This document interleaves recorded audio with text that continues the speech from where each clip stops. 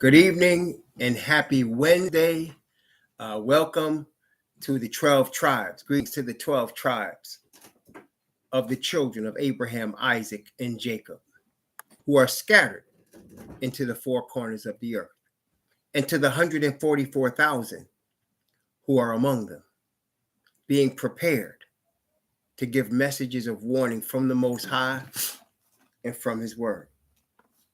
Greetings. Greetings to the Gentiles who have also received the spirit of righteousness from the Father, as did Abraham before he was circumcised, and have also committed and been grafted into the scattered flock of Israel. Greetings. Blessings upon those that are working in the healthcare field and those that are the first responders trying to save lives every day. Blessings upon those that pick up garbage to keep streets and sidewalks and parks and byways clean, and those that make deliveries for our convenience. And double blessings on the men and women trying to rescue the children who are the victims of child molestation and pedophilia, and the victims also of pornography and child pornography, the victims of prostitution and child prostitution, the victims of human trafficking and sex slavery, and double curses on those perpetrators, those perverts, those profiteers who traffic in this human misery. Double curses upon them. Finally, blessings upon the homeless, the people that this Babylonian system has crapped out. 600,000 men, women, and children in the United States of America on the streets, and millions around the world in similar or worse conditions in the beginning of what's now going to be a recession. Blessings upon them, for theirs is the kingdom. Greetings to the chat, brothers and sisters, Brother Lewis, DW, Brother David in London, Brother Mark, Ricky Boy, Zadok, Brother Duel, Lucas Eureka, Brother Calamari, and all the rest. Praise the Most High, Yah. Quick praise report, very quick before we get started. We had Brother and Sister Wade come up this past Monday, and them and their two beautiful children, Kadar, and I'm bad with names. I want to say it's Kamora, and she tell me if I got it wrong. They all got baptized here in Northern Virginia. They drove all the way down from New York City, and they got baptized here in Northern Virginia on Monday, and we praise the Most High for that. Into the spirit of the Father's righteousness, praise the Most High, Yah, in the name of the Messiah, after being called by the Father's Spirit. We praise Yah for that. Now, brothers and sisters, I have noticed, and I think y'all could bear witness, the brothers and sisters in the Hebrew families are being severely tried right now. Have y'all noticed that? The brothers and sisters in the Hebrew community, I'm talking about the awakened Hebrews. Let me also make this distinction. There are those that are awakened by blood. That are Hebrews by blood, right? But not all bloodline Hebrews are awakened. Okay? Not all bloodline Hebrews are awakened. You got actors and politicians and coons of all types that are bloodline Hebrews, but they're not awakened. Then you have the awakened Hebrews. Okay? And just remember that as we studying through Romans and, maybe study some other New Testament epistles, the apostle was distinguishing that in the epistles. They are the Hebrews that are awakened. And then they're the Hebrews that are, the betrayers, the traitors, the ones that are selling out to Rome and to Babylon.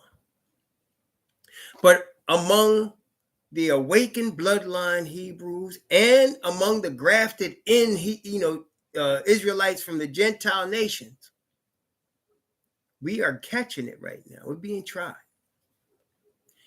And I just want you to remember, and I'm also reminding myself, just a few minutes ago, I was in prayer in my private little quiet. I found a bathroom, turned off the light, got on my knees, and was thanking the Most High for His grace just a few minutes ago. because I realized, it had to be reminded, of course, that I can't make it without Father's grace at all. And also what the word says, when I am weak, then I am strong. In other words, I have to depend on the Father's grace. Praise the Most High. Well, we're all going through that because the Most High is preparing us for events that are shortly taking place and that are now taking place, as we know. Okay, we know the word. But just because we know the word don't mean we can't be tried to our last, nerve, right? That's whole part.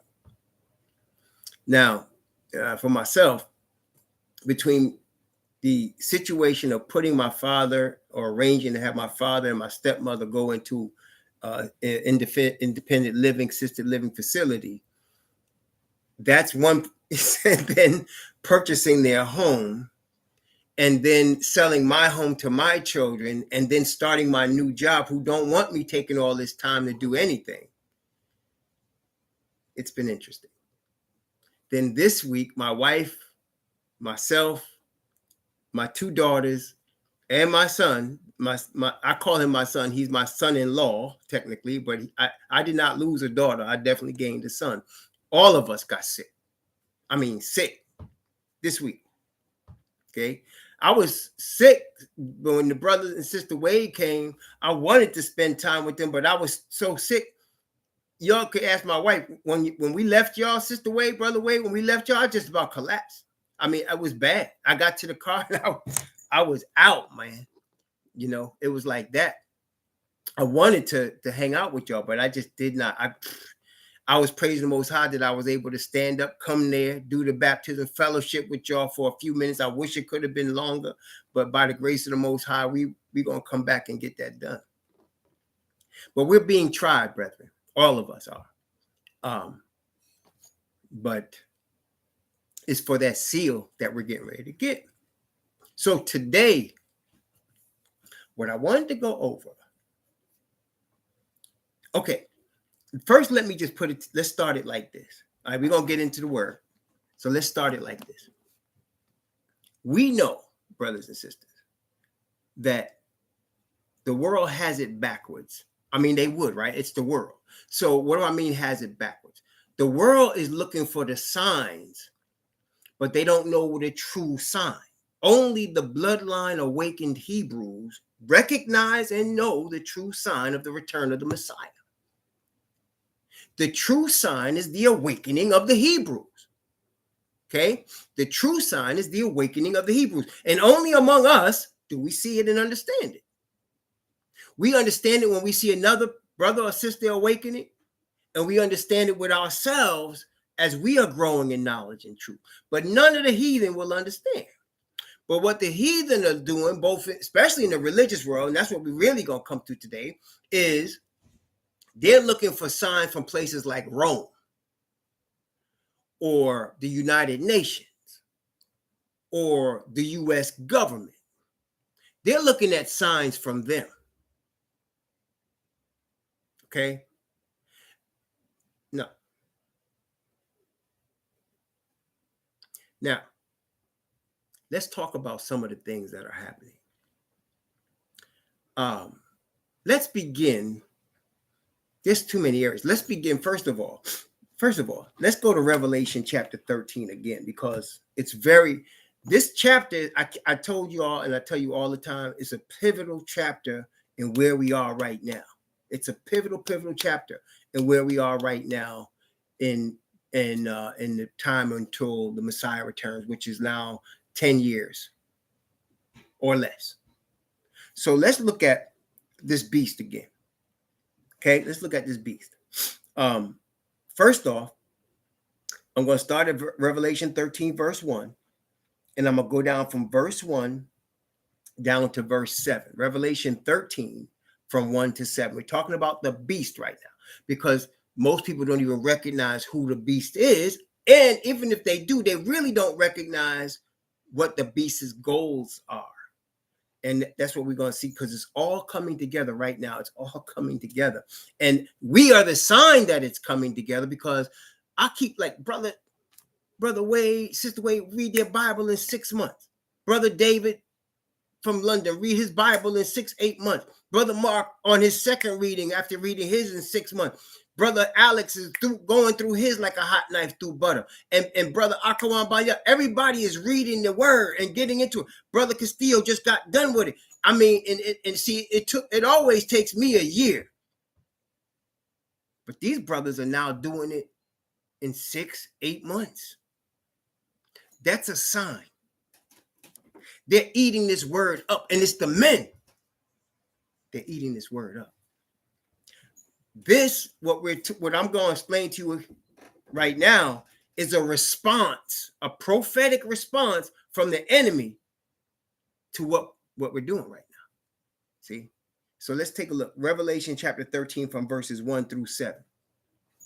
And I stood upon the sand of the sea and saw a beast rise up out of the sea, having 7 heads and 10 horns, and upon his horns 10 crowns, and upon his heads the name of blasphemy. And the beast which I saw was like unto a leopard, and his feet were as the feet of a bear, and his mouth as the mouth of a lion. And the dragon gave him his power and his seat and great authority. And I saw one of his heads, as it were, wounded to death, and his deadly wound was healed. And all the world wondered after the beast, and they worshipped the dragon, which gave power unto the beast. And they worshipped the beast, saying, Who is like unto the beast, who is able to make war with him? And there was given unto him a mouth speaking great things and blasphemies. And power was given unto him to continue 42 months. And he opened his mouth in blasphemy against Yah, to blaspheme his name and his tabernacle and them that dwell in heaven. And it was given unto him to make war with the saints and to overcome them. And power was given him over all kindreds and tongues and nations. Now, brother, this is about worship. Okay, so I'm gonna go to that piece last, because there's multiple pieces here. The first piece, which you should understand about when the beast controls an economy, is the beast only wants 2 classes. He wants rich and poor. The beast doesn't like middle class. Okay, and what most of in fact, I would say 99% of the citizens of the United States do not understand. They can see that there's an attack on the middle class, but what they don't understand is why and who it's coming from.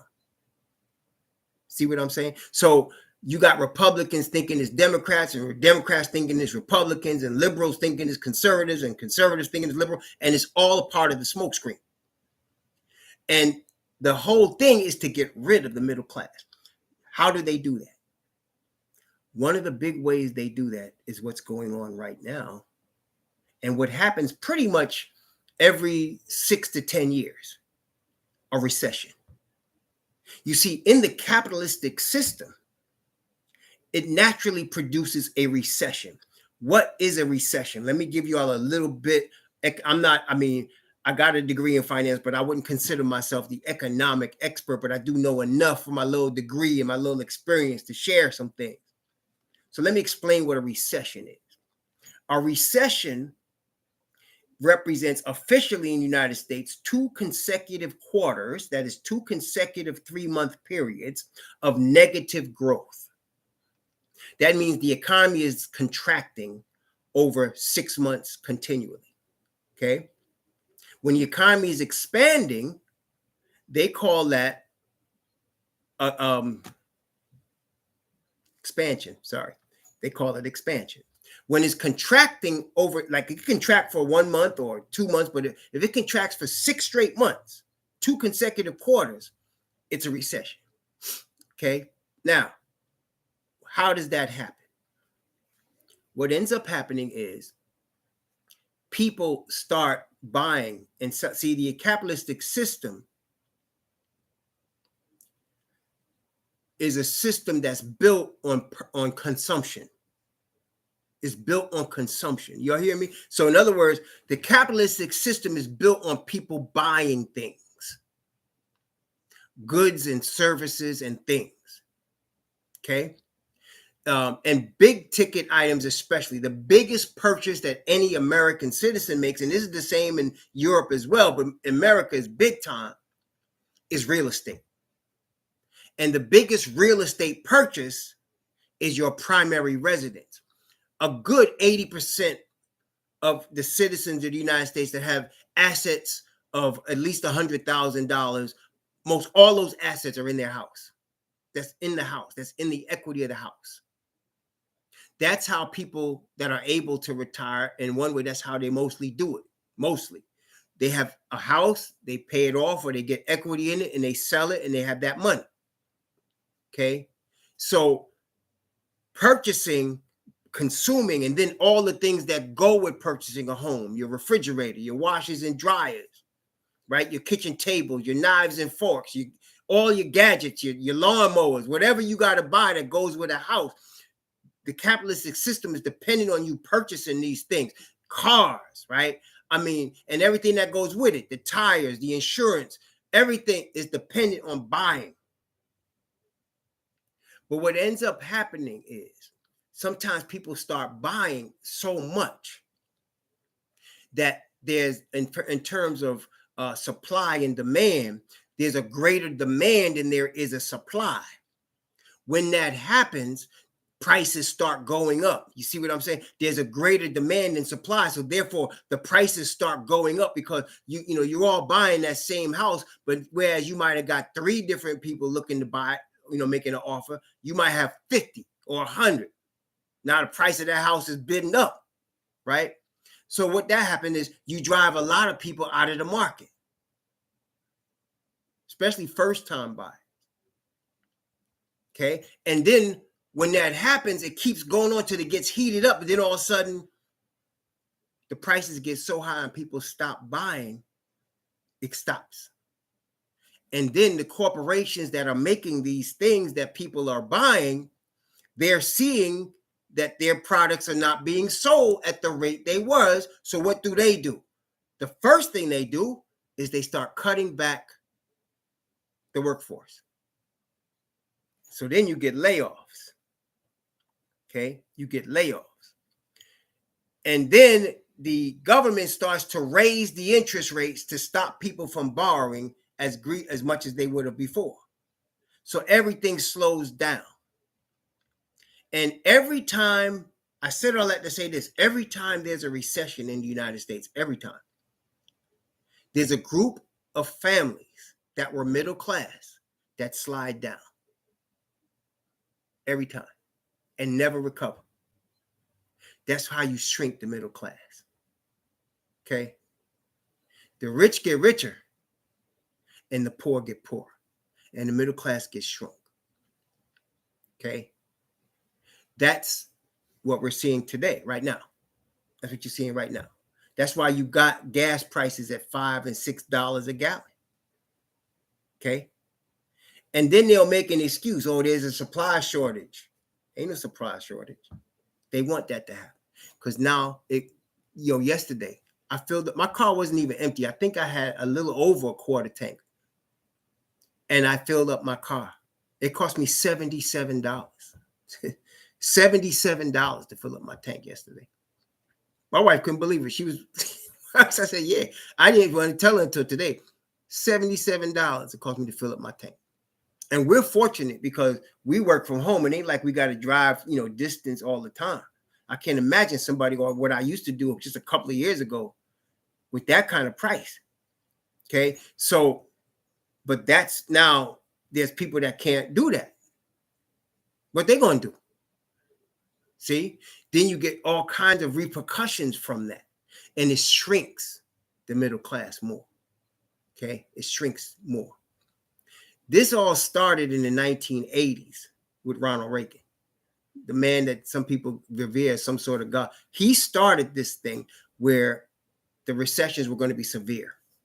And they get more severe each one. And like I said, they happen every 6 to 10 years. And they get more severe each one.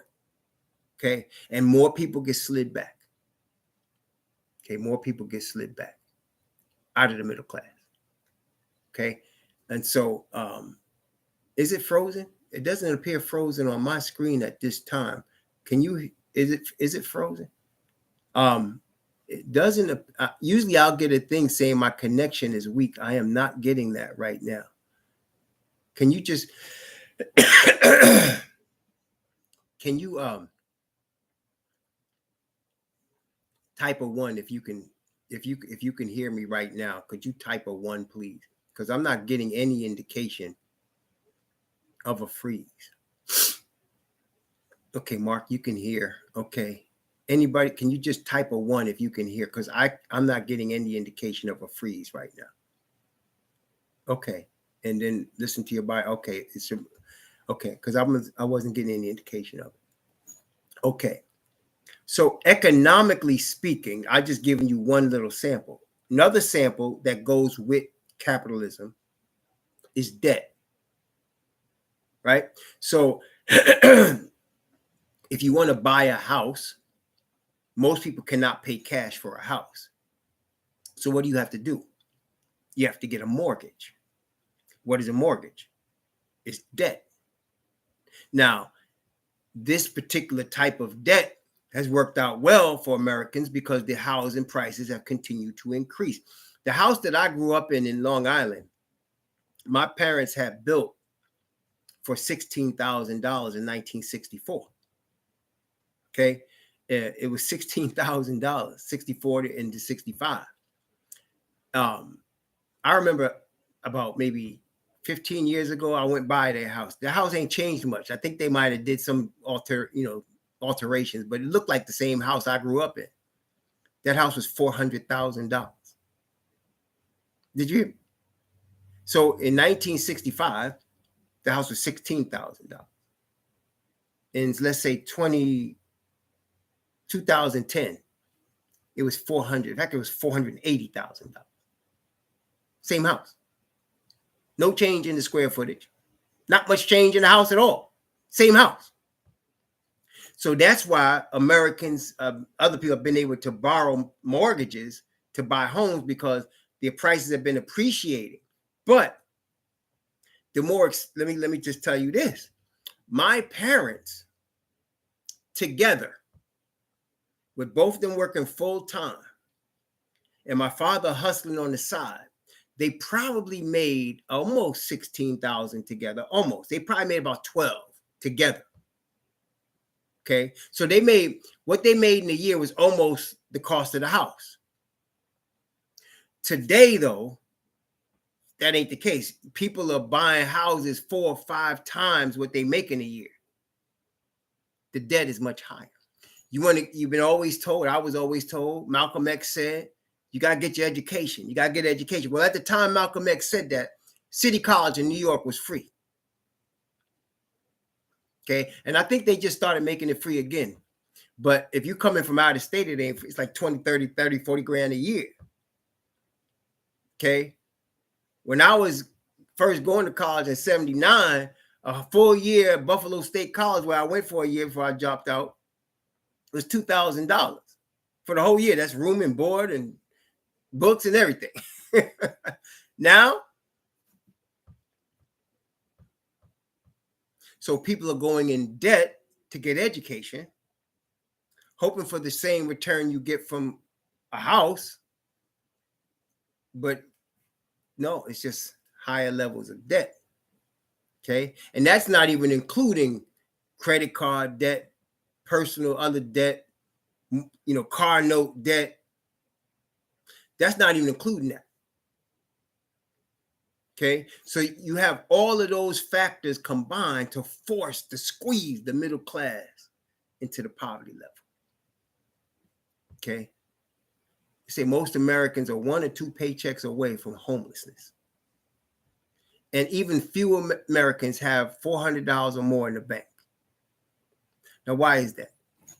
It's the squeeze. People like to go on radio talk shows about, they're irresponsible. No, that's garbage. This is a setup. Did y'all hear me? This is a setup, and it's led by the beast. This is just one section of it. It's one section of the setup. Okay, we talking about debt, talking about economy. That's just one section. Okay, let's talk about another section. You are now noticing almost every week, maybe multiple times a week, somebody will walk into some place with a gun and start shooting people. Could be a school, could be a church, could be a supermarket, could be a mall, it could be a restaurant. You're hearing about it every week, multiple times a week. Am I lying? Am I exaggerating about that, or are y'all following that? You're seeing people walk into places and just start shooting people. Okay. Yesterday, this is typical. Brother killed Subway sandwich clerk because she put too much mayo on his sandwich. I'm not even lying to you. He shot and killed her because she put too much mayo on his sandwich. Now, what does all this mean? It's quite obvious. The government is going to end up taking the guns away from everybody. Only people going to have guns are police officers. That's it. Everybody else is going to be unarmed as far as guns. Then you're really going to see something. And there's nothing y'all can do about it. It's going to happen. Okay? It's going to happen. Now, for us, the Hebrews, we shouldn't be trusting. I mean, I understand when you got to protect yourself, depending on where you are, but you're going to have to trust the Most High. You got to trust the Most High. It's going to come down to that, especially if you're a Hebrew. You know, somebody once said, and I believe this is true, if you want gun control, let every black man in America be armed with a 9mm, and you'll get gun control passed overnight. And so if you're a Hebrew, they're gonna make sure you ain't got one. You ain't gonna have it. Okay. So these conflicts, these incidences that's going on all around the nation, it's part of a setup to take the guns away from everybody. They're gonna do it. Okay. Okay. And they really have more problems with the heathen, because the heathen really into their guns, would bring me to my next point. So now they're squeezing the middle class, and the poor is getting poorer, and they struggling. Okay. Then you add to that the guns. Wait a minute, we're not finished yet. Then you add to that the opioid crisis. Y'all know the opioid crisis, right? They got so many people in every major city in the United States strung out. They got so many different types of opioids. I can't even tell. There's one I heard of only a few months ago called Blues, and there's some other ones, and they got so many people strung out on this stuff.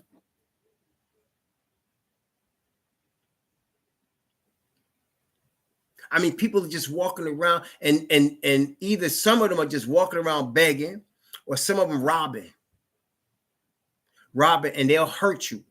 3 teenage boys nearly beat a grown man to death yesterday in Philadelphia for a few dollars. And they had them all on camera, but they was teenagers. They're too stupid to realize. And they beat this man almost to death. He's in a coma.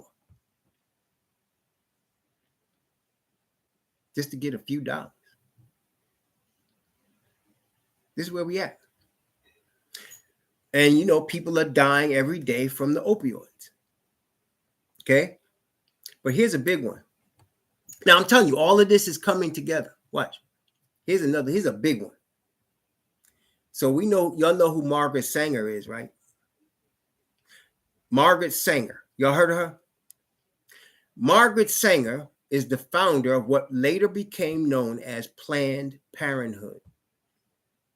Y'all heard of Planned Parenthood, right? She was the founder. She started it with this thing called eugenics. The original purpose of eugenics, according to Margaret Sanger, was to get rid of subhuman species. And she pointed directly at the so-called Negro as a subhuman species. And so she created eugenics to reduce the population of Negroes. Let's look at the Bible. Exodus chapter 1.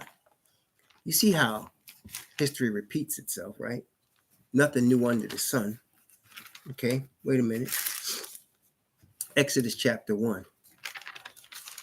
Now, we know that the Egyptians, Mizraim, were really Hamites, right? But ancient Egypt played the role of modern Babylon too. Y'all know that, right? So as they dealt with us then, so they dealing with us now.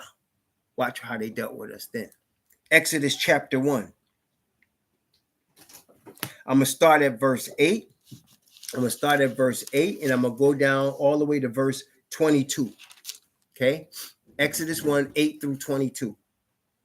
Now there arose up a new king over Egypt, which knew not Joseph. And he said unto his people, behold, the people of the children of Israel are more and mightier than we. Come on, let us deal wisely with them, lest they multiply. And it come to pass that when there falleth out any war, they join also unto our enemies and fight against us, and so get them up out of the land. Therefore, they did set over them taskmasters to afflict them with their burdens. And they built for Pharaoh treasure cities, Pithom and Ramesses. But the more they afflicted them, the more they multiplied and grew. And they were grieved because of the children of Israel. And the Egyptians made the children of Israel to serve with rigor. And they made their lives bitter with hard bondage in mortar and in brick and in all manner of service. And in the manner of service in the field, in all their service wherein they made them serve was with rigor. And the king of Egypt spake unto the Hebrew midwives, of which the name of the one was Shiphrah, and the name of the other Puah. Now remember, he goes to the Hebrews' own sisters first. What did he ask them? And he said, when you do the office of a midwife to the Hebrew women and seed them upon the stools, if it be a son, then ye shall kill him. If it be a daughter, then she shall live. Okay, first thing, kill the males. And go to where they're having babies and kill them when they're babies. Where Planned Parenthood, what neighborhoods they put them things in? Let's keep reading.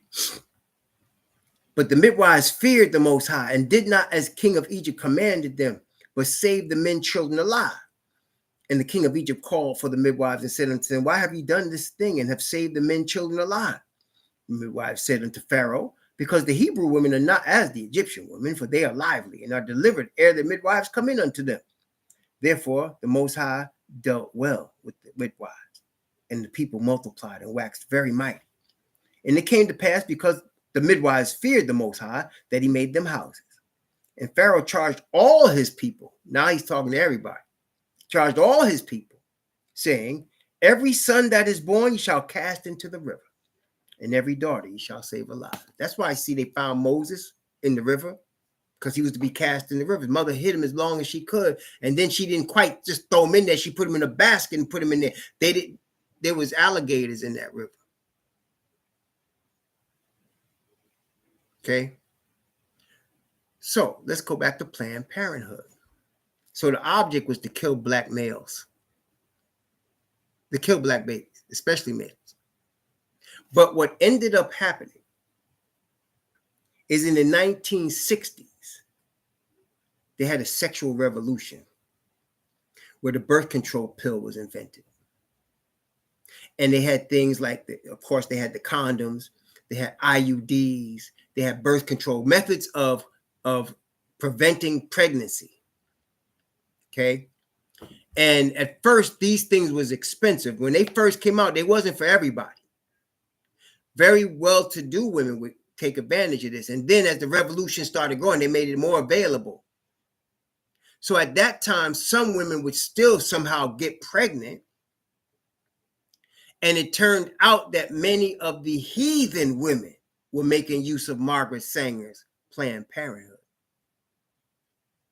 And then you had the Women's Revolution, the National Organization for Women, Gloria Steinem Ashkenaz, and that was the Caucasian woman argument with her Caucasian man about equal rights. And they started working more and gaining in the corporate world and putting off having children. And if they happened to get pregnant while they was going up the corporate ladder, they have an abortion.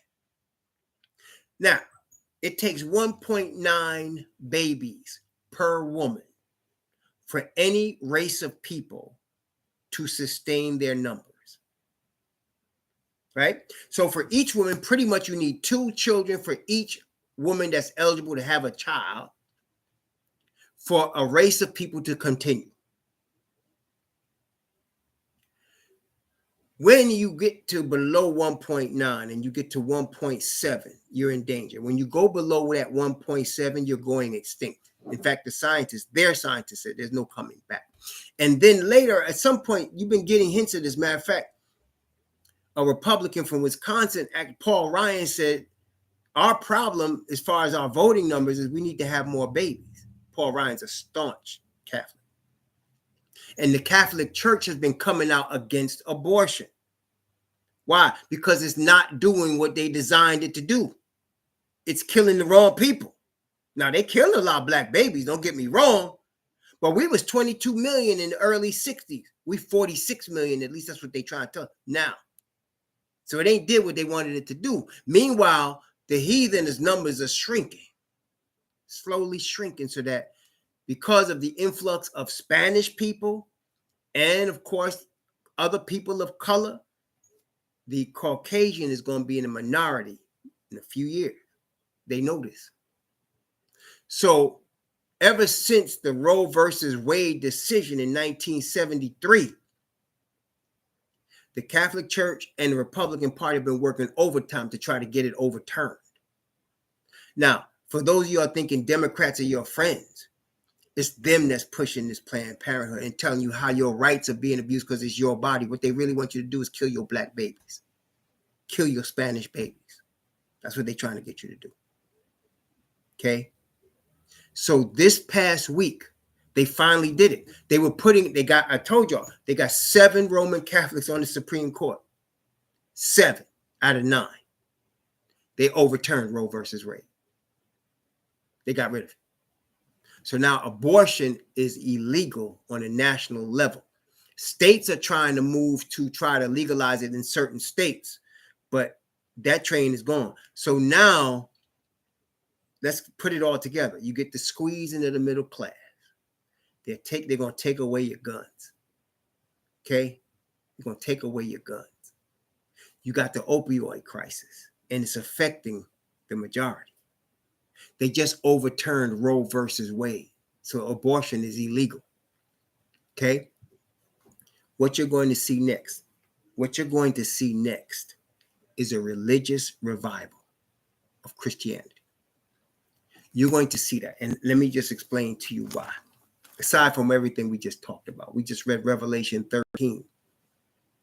There's going to be a religious revival of Christianity in particular, but it's going to spread so that you're going to see it with Islam and you're going to see it also with Judaism. It's going to be a complete religious revival of these 3 man-made so-called Abrahamic religions. Especially, Obama said something. The rainbow-loving Obama said something very interesting the first time he was running for president. And he had to backpedal after he said it because, his enemies were using it against him. But this is what he said, man. He said, when white people get scared, this is what he said. He said, he said it in San Francisco, it was 2008. He said, when white people get scared, they turn to guns and religion. That's what he said. That's what Obama said. I'm not saying, I didn't say it. Obama said. He said, when white people get scared, they turn to guns and religion. Brethren, they're scared. That's right. Yes, you remember. They grabbed their guns and their Bible. They're scared.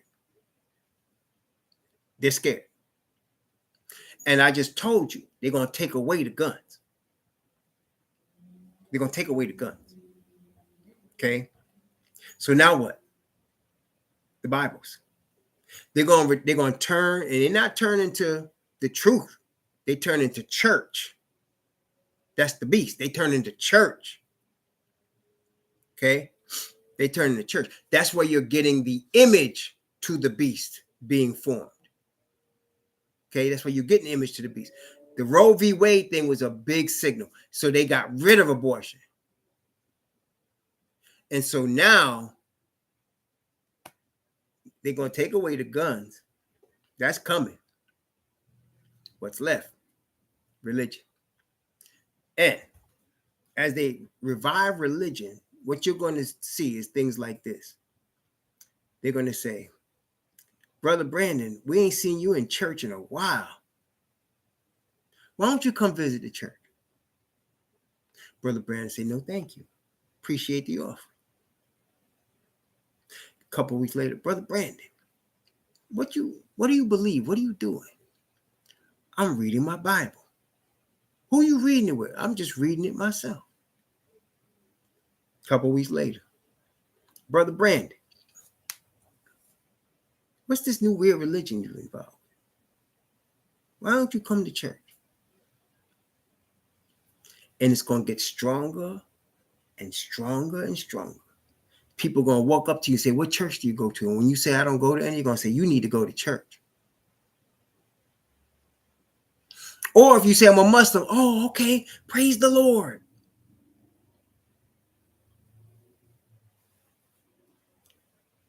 It's coming. And so this is going to make us, without trying to do anything untoward, we're not marching in nobody's streets.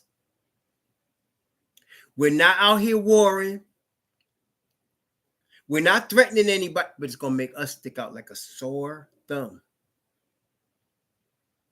As I was talking to the brothers the other day, it's the message of Messiah that caused him to be killed. That they because he said a kingdom was coming, that his father was giving him a kingdom.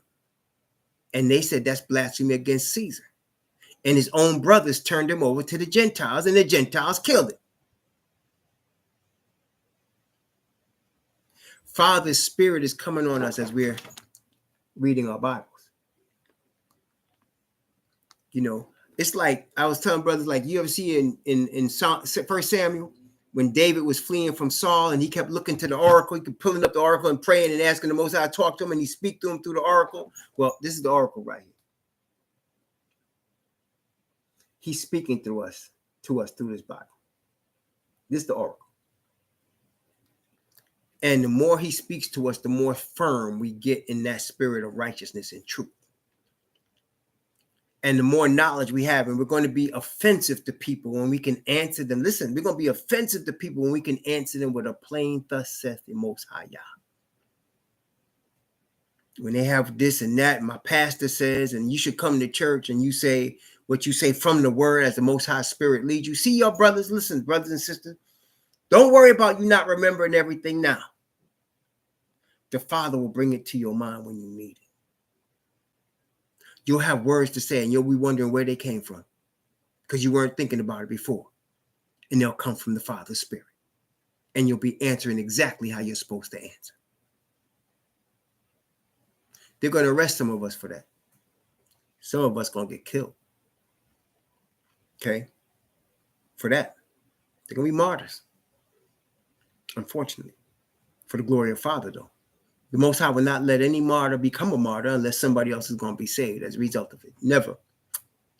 And the day that comes when there'll be no more sealed people, nobody else to make up the names in that book that the Messiah has in his hand, nobody else will be killed. Nobody else will be killed. Okay? That's right. You see how Messiah answered Asatan? It is written. That's our watchword. The word of the Most High. See how I've been telling you, right? This is not complicated, man. This is not complicated. You don't need no other books from no other persons, no other churches, just this one.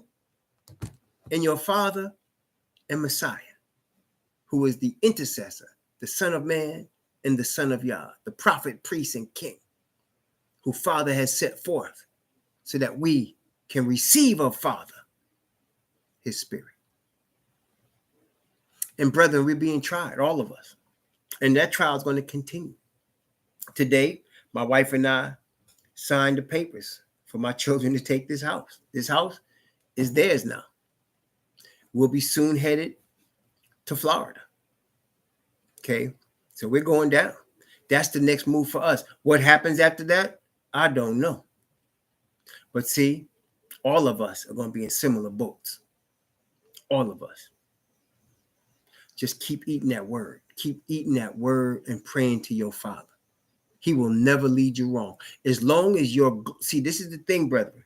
As we always say, there's only one thing for us. It's Father's glory, right? That's the only thing for us. It's Father's glory. It ain't got nothing to do with a church, a denomination, a pastor, a preacher. It ain't got nothing to do with any of that. There's only one thing for us, brothers and sisters. It's Father's glory. Okay? That's what this is about. The Bible say, whether you eat or drink or whatever you do all to the glory of the Father. Most people don't understand what that means. That means that's the only object in life for us. If it can glorify Father Yah. When you sincerely ask yourself that question, your life will change. Seriously. If you can sincerely say, I want to do all to the glory of my Creator, Father Yah, He will make that happen for you. Then you'll distinguish between the truth and the hypocrites. And so as we continue to seek the Father's glory, as Messiah taught us to do, as He did, we'll get closer to the Father. His Spirit will seal us. But we'll make a lot of people really mad, especially those that are our family and people we knew growing up, especially them. Okay, especially. And so we're all going through it now. And the sign of us is causing the enemy to put all of these things together, the economics, the religion, the guns, the politics. It's all coming together. You see what happened? R. Kelly got 30 years today. That Ghislaine, whatever her name is, Maxwell, she got 20, 30 years or life or whatever. The January 6th committee is, now this is, I got to bring you up this one here. The January 6th committee is going to bring charges on Donald Trump very soon. Let me explain one more thing to you. You know how we read how the deadly wound was healed? It said that one of his heads, let's go back to that. Revelation chapter 13 again. Revelation chapter 13.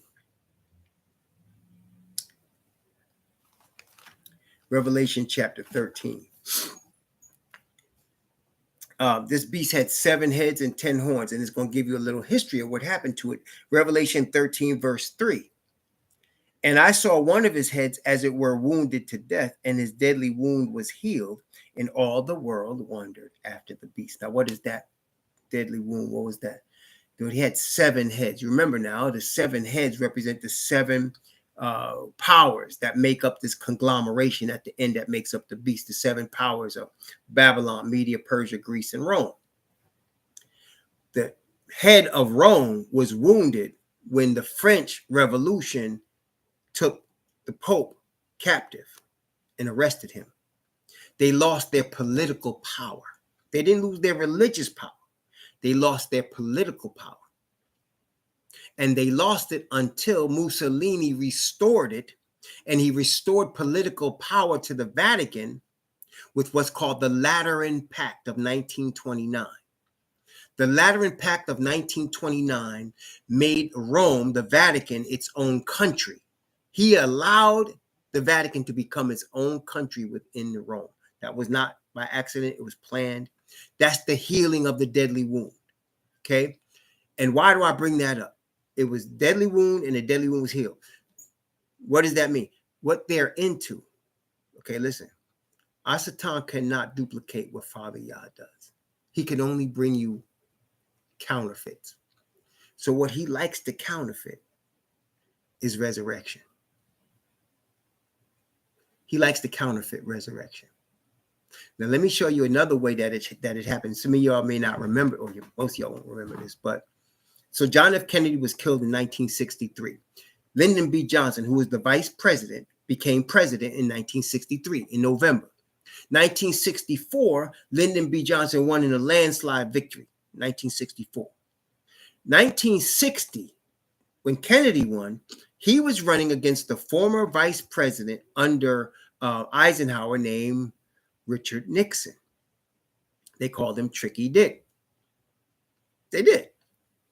So Richard Nixon lost to Kennedy by the slimmest of margins, like less than 1% of the vote, because Kennedy got the black vote and he got the Union vote out of Chicago. That was also pre-appraised by his father, but that's another story. So Kennedy wins. Then the same crew of black people thinking Democrats are their friends swept Lyndon Johnson into presidency, 1964. Then come 64, it would look like the Democrats were going to win. Barry Goldwater lost in a landslide, and it looked like the Republican Party was finished.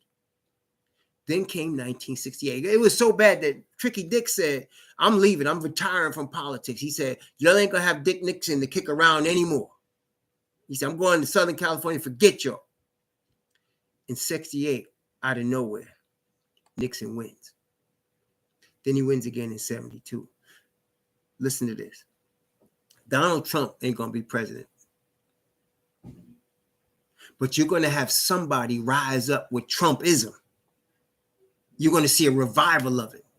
And they're going to win. And I want you to watch closely. Listen to me carefully. Y'all hear me? Watch the governor of Florida. Watch the governor of Florida. Watch out for him. Y'all hear me? Watch out for him. Trump is too old. It ain't going to be him. But somebody younger that could bring the same fire. You see the problem that Trump did. And also, let me bring up another one. Y'all remember Adolf Hitler, right? Adolf Hitler ran for chancellor, was beat bad. Then he had the brown shirts beating up people and threatening them. He marched on the German capital. This sound familiar? They put him in jail for that. He stayed in jail a couple of years, came out, ran again. He was younger. Won. Then gained power. Then all of a sudden he had the whole power. President, chancellor, everything. Dictator. Resurrection. Okay? You're going to see a resurrection of Trumpism. Why is that? What caused Donald Trump to become so popular? What really caused him to become popular? Brothers and sisters, we talked to y'all about how, and I'm not saying anything that no Caucasian don't know. I'm not trying to down anybody. Y'all know that. What I'm saying to you is what caused him to become popular. The biggest fear is the declining white power. And the declining white power, especially among the declining middle class. That's their biggest fear. Trump promised them both verbally, straight, and indirectly a return. When he said make America great again, a return to white power in its highest level. That's why they wanted him. The rich wanted him because he's going to cut their taxes. Rome wanted him because he appointed 3 Jesuit judges. 3 of them. And all 3 of them helped overturn Roe v. Wade. Okay, all 3 of them. Kavanaugh, Amy Coney Barrett, and I forgot the other dude's name. All 3 of them was on that side that overturned it, along with Samuel Alito. Okay, all Jesuit-trained Roman Catholic. Trump put 3 of them in there. Okay, so that's what they wanted him for. But now you're going to have another dude, a younger dude, take that same mantle. It looks like it's all crushed now. You're going to see a whole bunch of people go to jail. I mean, it happened with Richard Nixon, too, when he did Watergate, Tricky Dick. And a whole bunch of his crew went to jail. And all of a sudden, in 1980, here they come again, a landslide victory with Ronald Reagan. It's coming again. See, some things never change, brother. But you can see this coming if you're paying attention. You can see it coming. Okay?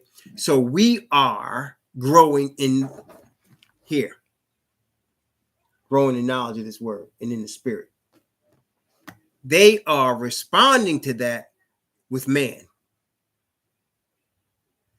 And you're going to see that very powerfully. A revival of religion, a revival of Trumpism, make America great again, Boy, when I went to Florida, I don't know how many of them signs I seen all over the place, man. My wife and I were staying in this area called the Villages. We had an Airbnb in this area called the Villages. And I really was laughing because I was looking at them and I'm thinking to myself, y'all crazy. You know this whole thing getting about to be destroyed, right? Let's make America great again. You know, the Villages are made up of rich Caucasians in Florida. Y'all know Florida. Tell me I'm telling a lie. Y'all been there? Yasha Yahoo, am I lying? Am I lying, Yasha Yahoo? So we was there. We saw. And they make America great again. You know, it's coming, y'all. It's coming. You're going to see it soon. I think it might be as soon as 2024. I think it might be as soon as 2024. What you think? Kamala Harris going to be somebody? Or that or Pete Buttigieg, the rainbow gentleman? You think you think these Caucasians that's in power, that's in the religious right, that's in the middle class stuff, and you think they're going to vote for these guys? Nah.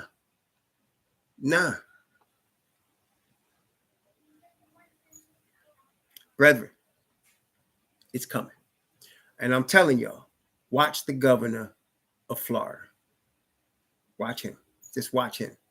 As far as that next dude that's going to be Trump. It's it. He's younger. That guy is younger. You know what I'm saying? But that's what's coming, y'all.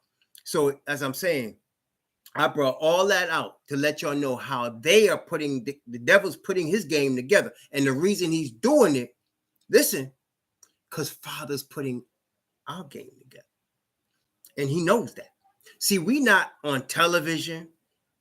You know, we not out here on those news shows and all that. You know, we're not doing that. Father is quietly with us individually, preparing us with a spirit that nobody can do nothing about. Our enemy knows that. And so he's marshaling everything he can right now. And you're going to see this get more intense over the next 10 years. And watch, this next election is going to be very important. It's going to be very important. You're going to see. You're going to see what happens, man. Between this one, 2024, I'm going to tell you, 2024 is going to be interesting. It's not that far away, 2024. Watch the governor of Florida. Watch him. Watch him. Here he comes. Okay? Anyway, please continue to read your Bible. Continue to pray to your Father for his spirit. Continue to seek the Father's glory above everything. Pray for me also that I would do it too in my family, so that we won't just be preaching the words and be cast away ourselves, that we would run the race in vain, but that we would run with endurance. Praise the Most High. And I'll pray for you that you also run this race with endurance until the end. He that he said, what did he say? He that endures to the end, the same shall be saved. That's what Messiah said. He that endures to the end, the same shall be saved. Endure to the end, brethren. Shalom.